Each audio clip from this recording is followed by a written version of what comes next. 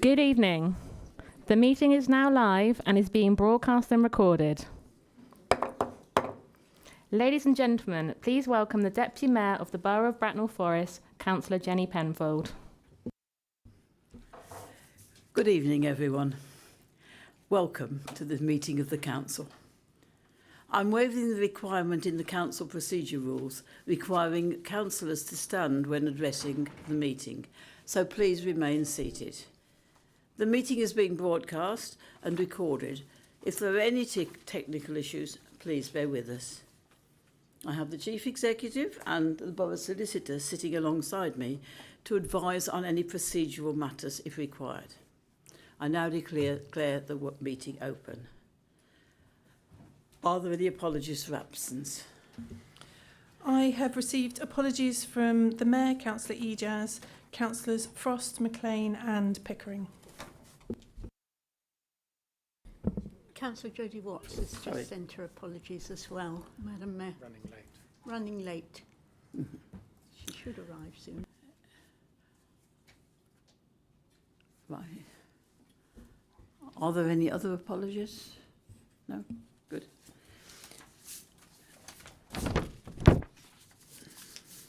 Use that whip. Chief Executive, is there anyone joining us online? Councillors joining us remotely, please can you turn on your microphone and state that you're present when I call your name. Anyone who does not respond will be recorded as giving their apologies. Councillor Mossam. Yeah. Councillor Welch. Present. And that's it.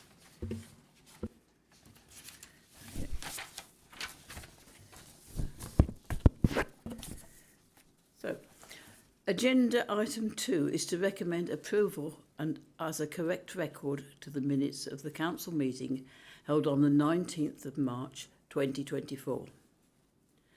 Before I move the minutes, I would like to remind everyone that points of order may only relate to an alleged breach of the council rules or of the law. If you wish to raise a point of order, when I come to you to invite you to speak, you must indicate which rule you have considered has been broken or which law has been broken. Only if I agree that a rule or law has been broken will you be invited to speak further on the matter. I am happy to move approval of the minutes. Before I ask Councillor Temperton to second the motion, please indicate if you have an issue with the accuracy.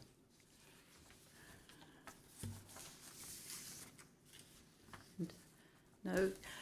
Councillor Temperton, would you second the minutes? I second the minutes. Thank you, Madam Thank you. Mayor. Chief Executive, has anyone remotely indicated that? No one's indicated that they have an issue remotely. Sorry, I got those in the wrong order. Okay. As nobody has indicated they have an issue with those, they are agreed. Item 3, declarations of interest. The full text for declarations of interest is set out on the agenda papers at item 3.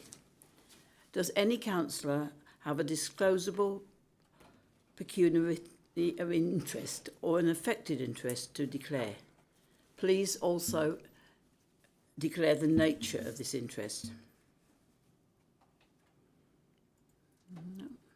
Chief Executive, has anyone joining remotely indicated that they have an interest? No, they have not.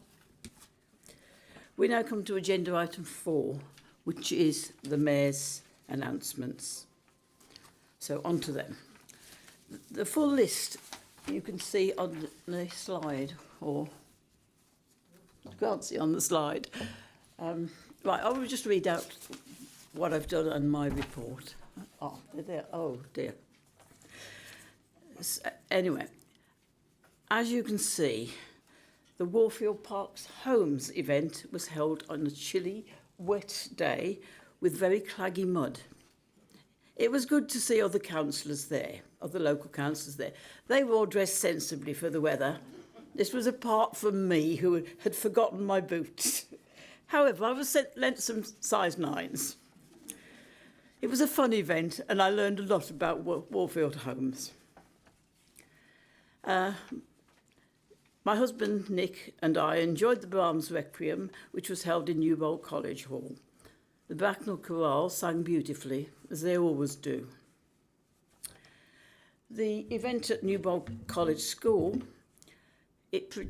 where the 6 to 8 year old children produced a fascinating exhibition and were articulate and enthusiastic in telling me all about the ancient Egyptians. Art, history, writing, science was all evident in their work. The citizenship ceremonies, there has been one today as well, welcomed another 50 citizens to UK from yet more nations. I had no idea what to expect from the swearing-in ceremony for the new High Sheriff. Indeed, I learned had little idea of what his role was. Again, I learned a lot. The new sheriff, Mr. Alexander Barfield, is the youngest High Sheriff in the country. He is from a background, he was fostered in Reading, he was adopted, lived locally, went to Embrook School, where he left at 17 with little idea of what to do.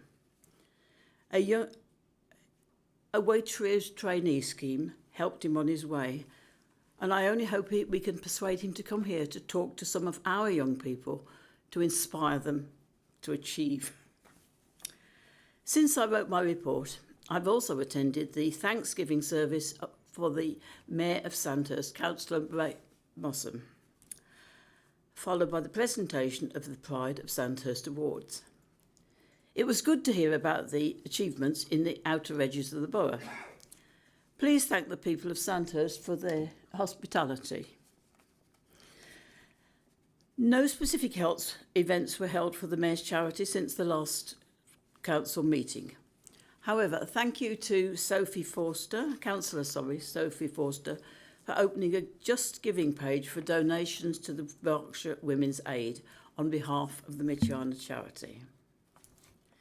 At the AGM, I hope to tell you the amount raised during the year.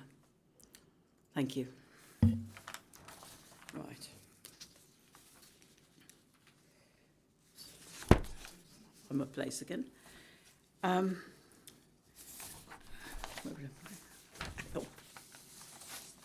Sorry. Yes, we now come to the report of the executive agenda, item 5. Would Councillor Templeton like to present the executive report?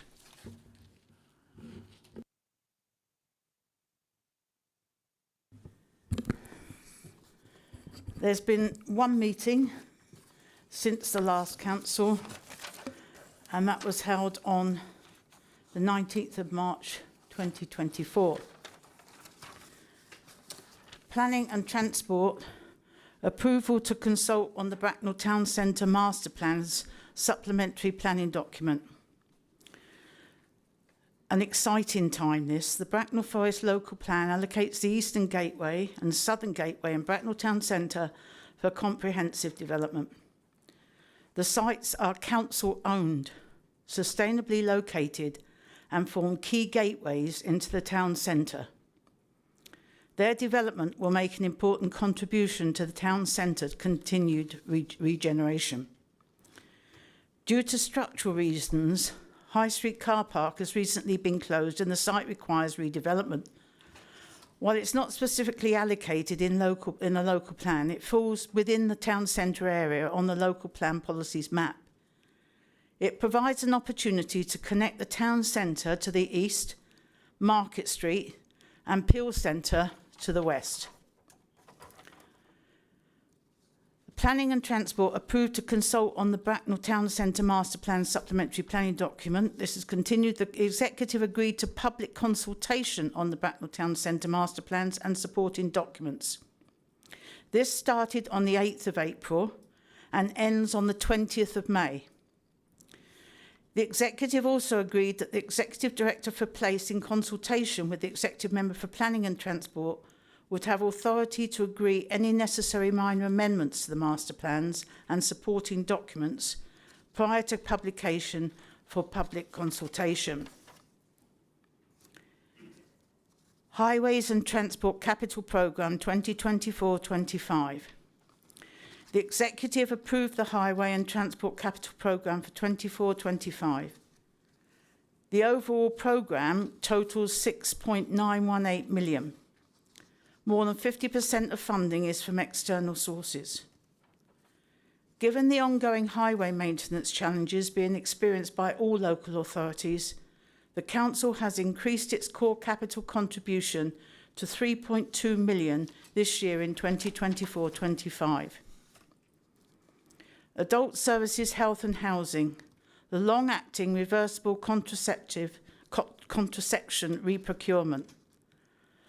Local authorities commission long-acting reversible contraception and emergency hormonal contraception services as part of their responsibility for commissioning sexual health services. The long-acting reversible contraception includes the fitting and removal of intrauterine devices and systems. The EHS, the emergency hormone contraception, is targeted at women aged 15 to 24 to ensure sexual health consultation is available alongside emergency contraception. The services are free to patients. The Executive agreed the procurement route for both services. They agreed that Bracknell Forest will continue to contract both services for the 3 local authorities across East Berkshire, Bracknell Forest, Slough and the Royal Borough of Windsor and Maidenhead. Council strategy and climate change. The service plans for 2024-25. The departmental service plans describe how council directorates are working towards the delivery of the council plan. They form a key part of the council's overall local performance framework. The Executive endorsed the content of the service plan for 24-25. They noted the actions that each directorate had committed to. 121 have been identified to take place during the next financial year across all 19 goals. The Executive approved the publication of the plans on the Council's website. They noted the delivery of it would be monitored through the Council Plan Overview Report. The Council Strategy and Climate Change Council Plan Review Report for Q3. The Executive noted the performance of the Council between October 23 and December 23, highlighted in the overview report. At the end of the third quarter, 62 actions were rated as green, 14 actions were amber, 2 actions were red. Progress against key performance indicators across the Council is also very positive. 30 indicators were rated as green, 2 indicators were amber, 4 actions were red. 12 indicators had no target set as they were only for monitoring. Children, young people and learning, the SEND written statement of action. The Executive noted progress made to the end of November 2023 on the SEND written statement of action implementation following the 4th review meeting with the Department for Education and NHS England. The 4th review meeting with DfE and NHS England took place on the 11th of December 2023. Written feedback had been provided by the DfE after the review meeting. A date for the next review meeting with the DfE and NHS England has been agreed for early May 2024. The SEND structure has now been formally agreed and includes significant investment to further enhance capacity in the teams. A consultation with staff is needed as part of the implementation. The formal consultation started week commencing the 8th of March 2024 and will be a 4-week process. Implementation of the new STREND structure, dependent on recruitment and retention, is anticipated around July. Finance and Business Change Joint Venture Business Plan Review. The Executive noted the progress made by Bracknell Forest Cambion Partnership between December 22 and December 23. They also agreed the proposed joint venture business plan for the Bracknell Forest Cambion Partnership. There is a requirement that the JV business plan is formally reviewed each year. The scope of the JV business plan has not changed materially since inception in 2020. However, the Jubilee Garden site is now to be considered as part of a wider master planning of secondary sites, such as the Southern Gateway and Easter Gateway development area. The Southern Gateway also now includes High Street Car Park as phase 1 of the Southern Gateway development. Thank you. Are there any questions?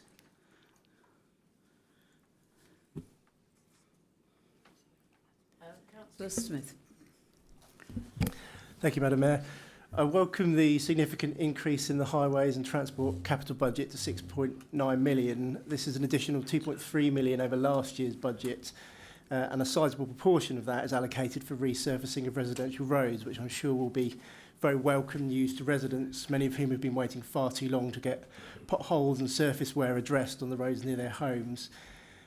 Back in November of last year, the Executive Member for Planning and Transport joined me in leading an open letter to Bracknell's MP, James Sunderland, asking for his support to address the significant real terms reductions in central government highways maintenance funding over recent years.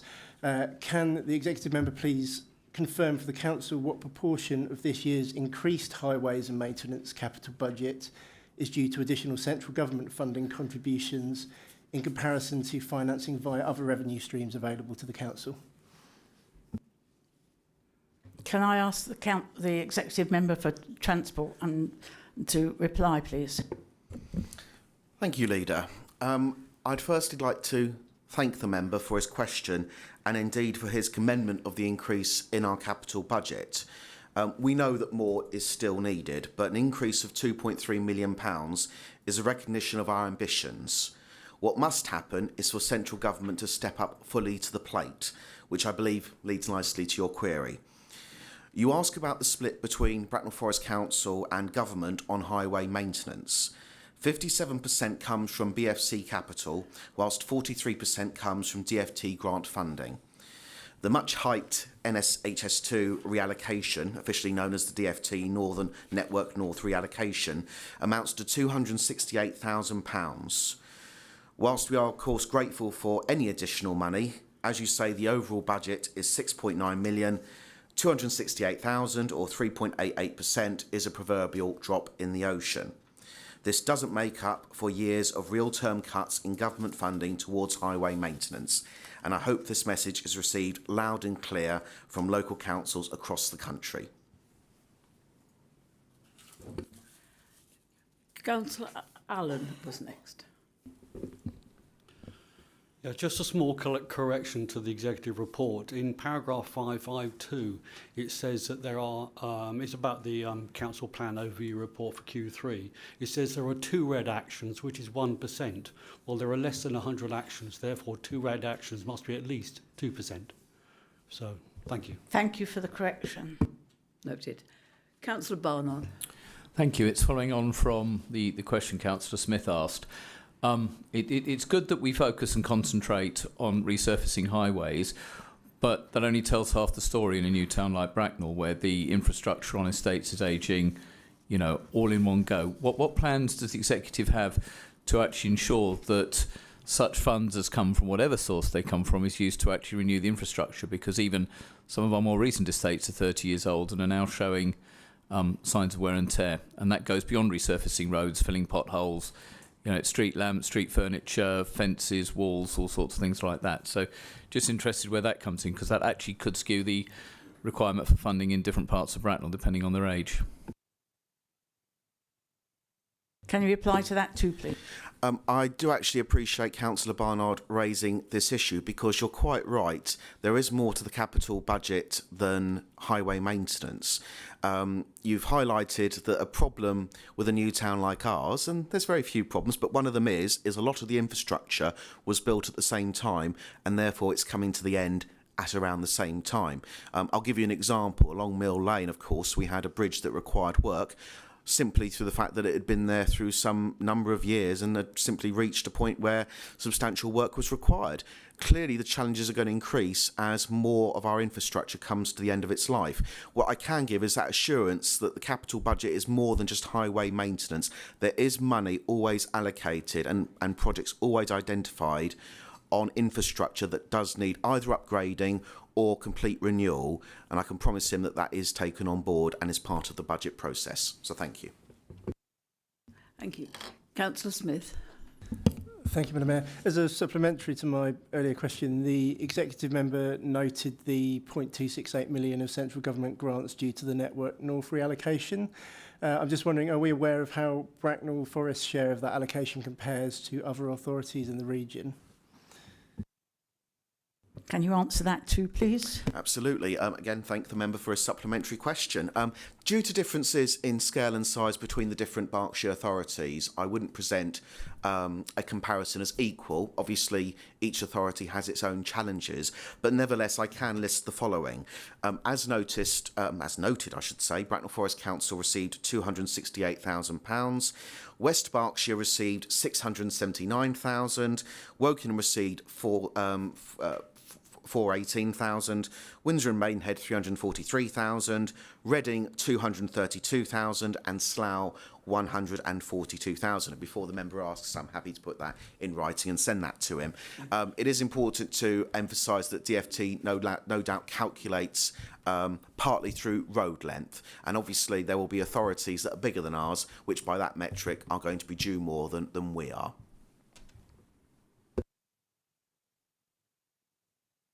Thank you. Are there any more questions? Are there any questions from people online? No, I don't see any hands up. Right. The recommendation is for the council to note the report, so we consider that noted. And now it's time for me to say thank you, everybody, for attending this meeting and declare the meeting closed.